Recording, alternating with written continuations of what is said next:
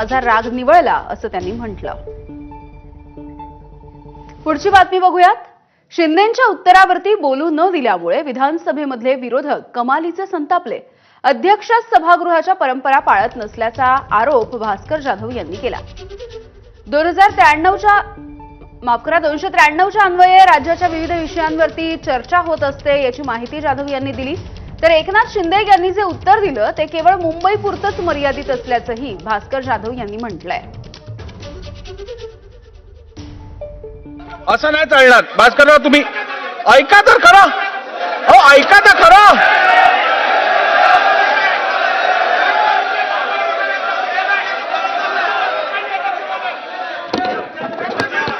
बसाल का? ऐकायचं नाहीये का? ऐकायचं नाहीये का? या चर्चेला सुरुवात आणि चर्चा सादर केलेली आदित्य ठाकरेंनी, ते असतील तर त्यांना राईट टू रिप्लाय मी देईन। नियमाच्या बाहेर जाऊन मी राईट टू रिप्लाय देणार नाही।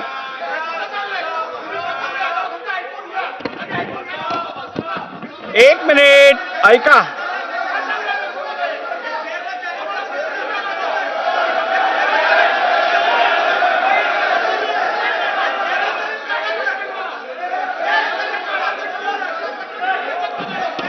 असं नाही चालणार भास्करराव, ठीक आहे, एक मिनिट।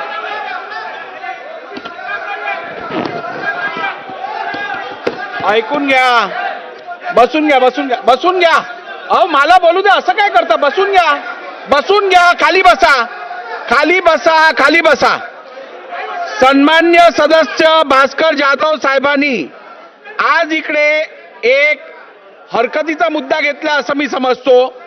मला नियमानुसार बसून घ्या, असं नाही चालणार। बस, मी बोलतोय ना, मी बोलतोय, बसून घ्या। मला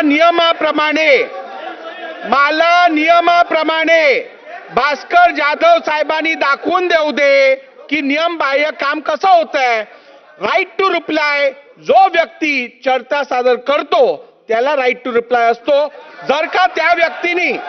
जर का त्या सदस्यांनी सभागृहात उपस्थित राहायचं ठरवलं नसेल तर मी त्याला राईट टू रिप्लाय देऊ शकत नाही।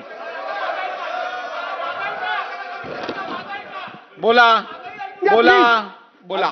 अध्यक्ष महोदय, परवानगी बसून घ्या, बसून घ्या, बसून घ्या, बसून घ्या, बसून घ्या, बसून घ्या। ठीक आहे, आपण ऐकूया। हरकतीचा मुद्दा घेतलाय, मी रुलिंग देईन। मला सन्मान्य सदस्यांनी दाखवू दे नियमाप्रमाणे मी कुठे चुकतोय, मी ते स्वीकारीन। ठीक आहे। अध्यक्ष महोदय,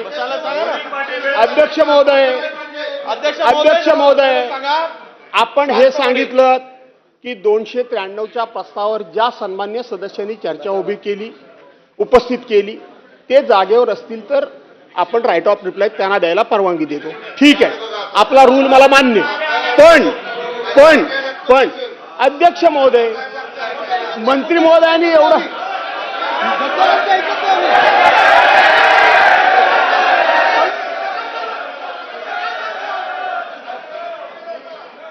ठीक आहे, चला बसून घ्या, बसून घ्या।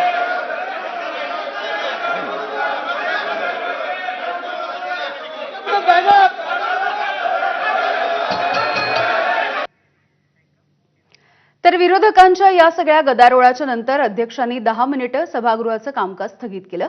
विरोधकांनी सभागृहाच्या बाहेर येऊन अध्यक्षांवरती कडाडून टीका केली आहे। अध्यक्ष म्हणजे स्वतःला सरकार समजतात। आम्ही प्रश्न सरकारला विचारतो, पण हे अध्यक्ष केवळ आणि केवळ सरकार म्हणून त्या ठिकाणी प्रत्येक ठिकाणी वागत असतात। हे अध्यक्ष कस्टोडियन म्हणून आमच्या हक्काचं रक्षण करण्याच्या ऐवजी आपण कसं सरकारला प्रत्येक ठिकाणी वाचवतोय हे दाखवून धन्यता मिळवण्यामध्ये अध्यक्ष स्वतःला सहज समजतात। मला माहित आहे की या विषयावर माझ्यावर हक्कभंग कोणतरी आणला तरी हरकत नाही, परंतु महाराष्ट्राच्या विधिमंडळाची संपूर्ण परंपरा ह्या अध्यक्षांनी धुळीस मिळवलेली आहे।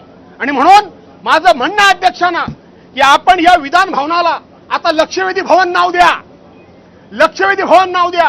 हे काय फुशारक्या मारतात? अटल सेतू आम्ही बांधला, अटल सेतू यांच्या कारकिर्दीमध्ये झाला। 1963 सालापासून अटल सेतूचा या ठिकाणी इतिहास आहे। काय तुमची लायकी आहे? काय तुमच्या याच्यामध्ये कर्तृत्व आहे? तुम्ही या ठिकाणी कोस्टल रोड हा जो वरळी शिवलिंग बांध